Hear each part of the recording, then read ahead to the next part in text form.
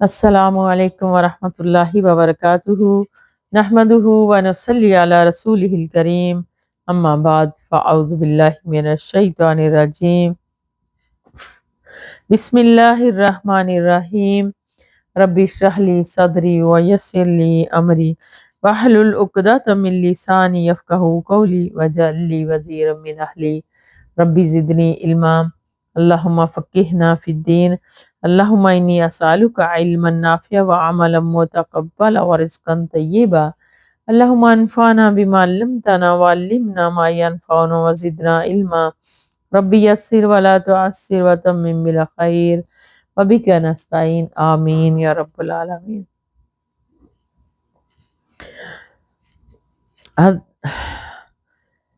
حضرت ابو موسیٰ اشعری رضی اللہ تعالیٰ عنہ سے روایت ہے کہ رسول اکرم صلی اللہ علیہ وآلہ وسلم نے فرمایا، جب بندہ بیمار ہوتا ہے یا سفر اختیار کرتا ہے تو اس کے لیے اس کے مثل عمل لکھ دیے جاتے ہیں جو وہ اقامت اور صحت کی حالت میں کرتا تھا۔ بخاری۔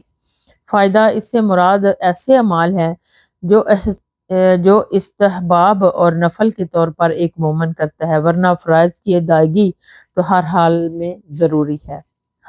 میں ضروری ہے۔ حضرت جابر رضی اللہ تعالیٰ عنہ سے روایت ہے کہ رسول اکرم صلی اللہ علیہ وسلم نے ارشاد فرمایا، ہر نیکی صدقہ ہے۔ اسے امام بخاری نے روایت کیا ہے اور مسلم نے اسے حضرت حذیفہ رضی اللہ تعالیٰ عنہ سے روایت کیا ہے۔ فائدہ: نمبر 1، اس سے معلوم ہوا کہ مومن جو بھی نیکی کا کام کرتا ہے اسے اس پر صدقے کی طرح اجر ملتا ہے۔ معروف سے مراد ہر قسم کی نیکی اور بلائی ہے۔ نمبر 2، علاوہ ازیں معصیتوں کا ترک بھی ایک معروف نیکی ہے۔ حضرت جابر رضی اللہ تعالیٰ عنہ سے روایت ہے کہ رسول اکرم صلی اللہ علیہ وآلہ وسلم نے فرمایا، جو مسلمان بھی کوئی درخت لگاتا ہے تو اس سے جتنا حصہ کھا لیتا ہے وہ اس کے لیے صدقہ ہے، جو اس سے چرا لیا جائے وہ صدقہ ہے، اور جو کوئی اسے نقصان پہنچائے وہ اس کے لیے صدقہ ہے۔ صحیح مسلم۔ اور مسلم ہی کی ایک اور روایت میں ہے کہ جو مسلمان جو درخت لگاتا ہے، جو اس سے کوئی انسان، کوئی جانور اور کوئی چرند پرند جو کچھ کھاتا ہے وہ قیامت والے دن تک اس کے لیے صدقہ ہوگا۔ سبحان اللہ۔ اور مسلم کی ایک اور روایت میں ہے کہ مسلمان جو درخت لگاتا ہے اور کوئی کھیتی بوتا ہے تو اس سے کوئی انسان، کوئی جانور یا کوئی اور چیز کھائے تو وہ اس کے لیے صدقہ ہے۔ بخاری و مسلم نے اسے حضرت انس رضی اللہ تعالیٰ عنہ سے روایت کیا ہے۔ سبحان اللہ۔ فائد: نمبر 1، اس میں زراعت اور باغبانی کی فضیلت کا بیان ہے۔ علاوہ ازیں اس کی فضیلت ہی کا پہلو یہ بھی ہے کہ کاشت کی ہوئی چیزوں میں سے جو کوئی چوری یا غصب یا تلف ہو جائے اور مسلمان اس پر صبر کرے تو اسے اس پر اجر دیا جائے گا۔ نمبر 2، زمیندار لوگوں کے کیس سب سے زیادہ عدالتوں میں ہوتے ہیں، اور اس کے مجملہ اور وجوہات میں سے ایک وجہ یہ بھی ہے کہ کسی کے جانوروں نے دوسرے کی کھیتی کا نقصان کر دیا تو ان سے لڑ پڑے۔ انسان اگر قرآن و سنت کے عمل سے واقف ہو تو اس ثواب کا علم ہو تو ایسے مسائل ہرگز پیدا نہ ہوں۔ بے شک حضرت جابر رضی اللہ تعالیٰ عنہ سے روایت ہے کہ بنو سلمہ نے مسجد کے قریب منتقل ہونے کا ارادہ کیا تو رسول اکرم صلی اللہ علیہ وآلہ وسلم کو اس کی اطلاع ملی تو آپ صلی اللہ علیہ وآلہ وسلم نے ان سے فرمایا کہ مجھے یہ بات پہنچی ہے کہ تم مسجد کے قریب منتقل ہونا چاہتے ہو۔ انہوں نے کہا، ہاں اللہ کے رسول صلی اللہ علیہ وسلم، ہم نے یقیناً یہ ارادہ کیا ہے۔ آپ صلی اللہ علیہ وآلہ وسلم نے ارشاد فرمایا کہ بنو سلمہ، تم اپنے ہی گھروں میں رہو، تمہارے قدموں کے نشانات لکھے جاتے ہیں۔ تم اپنے گھروں ہی میں رہو، تمہارے قدموں کے نشانات لکھے جاتے ہیں۔ سبحان اللہ۔ حدیث مسلم۔ ایک اور روایت میں ہے کہ بے شک تمہارے ہر قدم پر ایک درجہ ہے۔ اسے مسلم نے روایت کیا ہے، اور بخاری نے بھی حضرت انس رضی اللہ تعالیٰ عنہ سے اسی کے ہم معنی روایت کیا ہے۔ اور بنو سلمہ لام کے زیر کے ساتھ انصار کے ایک مشہور قبیلہ ہے۔ آثارہم، ان کے قدم اور قدموں کے نشانات۔ فائد: نمبر 1، عمل میں جتنی محنت و مشقت ہوگی جزا بھی اتنی ہی جزا بھی اسی حساب سے زیادہ ہوگی، لیکن اس کا مطلب یہ نہیں کہ بلا وجہ اپنے آپ کو مشقت میں مبتلا کیا جائے، جیسا کہ بعض صوفی اور بدعتی کرتے ہیں۔ نمبر 2، گھر کتنا ہی دور نماز مسجد میں آ کر باجماعت پڑھنی چاہیے۔ اللہم ربنا جعلنا منہم، یا اللہ ہماری اولادوں کو نیک اور صالحہ بنا دے، آمین۔ حضرت ابو منظر رابی بن کعب رضی اللہ تعالیٰ عنہ سے روایت ہے کہ ایک آدمی تھا، میں نہیں جانتا تھا کہ اگر وہ کسی اور شخص کا گھر اس سے زیادہ دور ہو، اس سے کوئی نماز نہیں چھوٹتی تھی۔ اس سے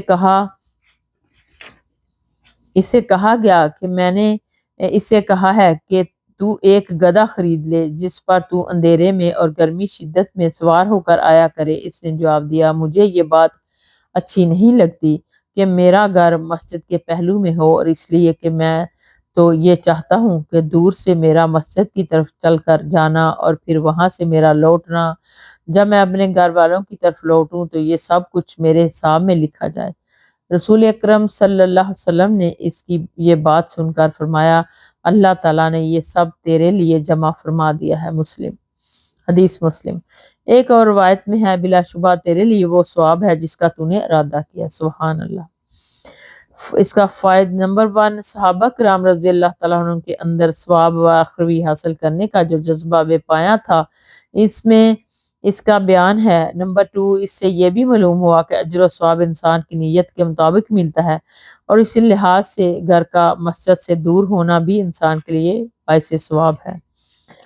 بے شک حضرت ابو محمد عبداللہ بن عمر بن عاص رضی اللہ تعالیٰ عنہ سے روایت ہے کہ رسول اکرم صلی اللہ علیہ وآلہ وسلم نے فرمایا، 40 خصلتیں ہیں، ان میں سب سے اعلیٰ کسی کو دودھ پینے کے لیے بکری دے دینا، جو کہ عمل بھی ان میں سے کسی ایک خصلت پر ثواب کی امید سے اور اللہ کی طرف سے کیے گئے وعدوں کی تصدیق کرتے ہوئے عمل کرتا ہے تو اللہ تعالیٰ اسے ضرور جنت میں داخل فرماتا ہے۔ حدیث بخاری۔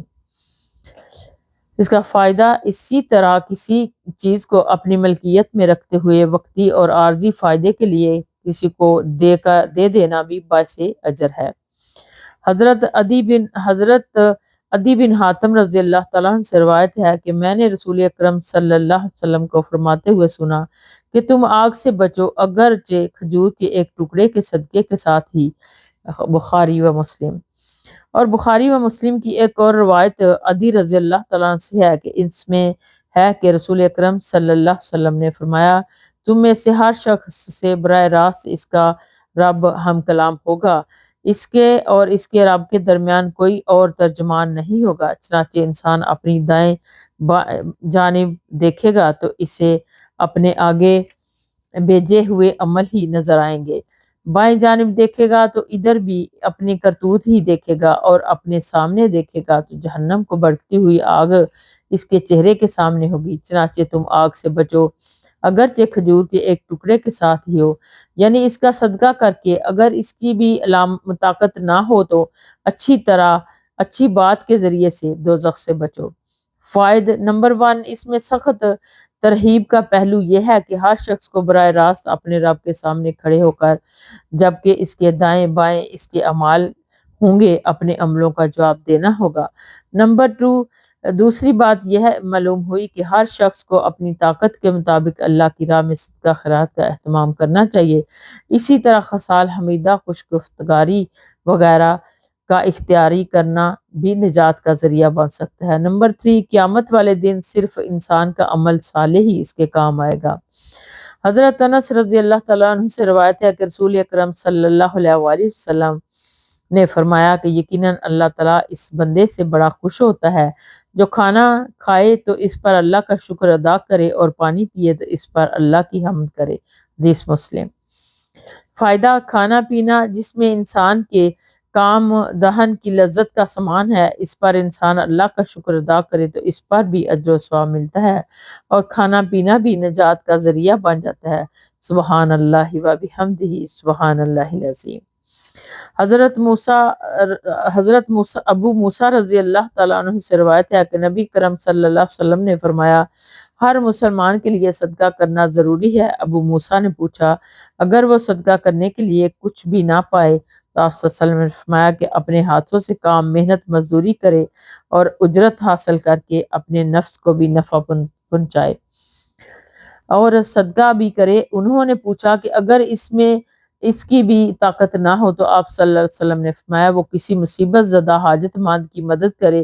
انہوں نے کہا کہ اگر وہ اس کی بھی طاقت نہ رکھے تو آپ صلی اللہ علیہ وسلم نے فرمایا وہ نیکی یا بلائی کا حکم کرے۔ انہوں نے پوچھا اگر وہ یہ بھی نہ کرے تو آپ صلی اللہ علیہ وسلم نے فرمایا کہ دوسروں کو نقصان پہنچانے سے باز رہے، یقیناً یہ بھی صدقہ ہے۔ بخاری و مسلم۔ فائد نمبر 1 محنت مزدوری کی ترغیب تاکہ انسان کما کر اپنی ضروریات بھی پوری کرے اور اللہ کی راہ میں بھی صدقہ کرے۔ نمبر 2 صدقہ کا مفہوم بڑا وسیع ہے، اس میں نیکی اور بلائی کی بہت سی انواع آ جاتی ہیں، حتیٰ کہ برائی سے رک جانا بھی صدقہ ہے۔ تو اللہ سے دعا ہے کہ اللہ سبحانہ تعالی ہمیں بھی اس کی توفیق دے کہ ہم کسی کے ساتھ بلائی کرنے والے بن جائیں اور اللہ ہم سے راضی ہو جائے، آمین یا رب العالمین۔ وآخر دعوانا ان الحمدللہ رب العالمین۔ سبحانک اللہم و بحمدک نشہد ان لا الہ الا انت نستغفرک و نتوب الیک۔ السلام علیکم ورحمۃ اللہ وبرکاتہ۔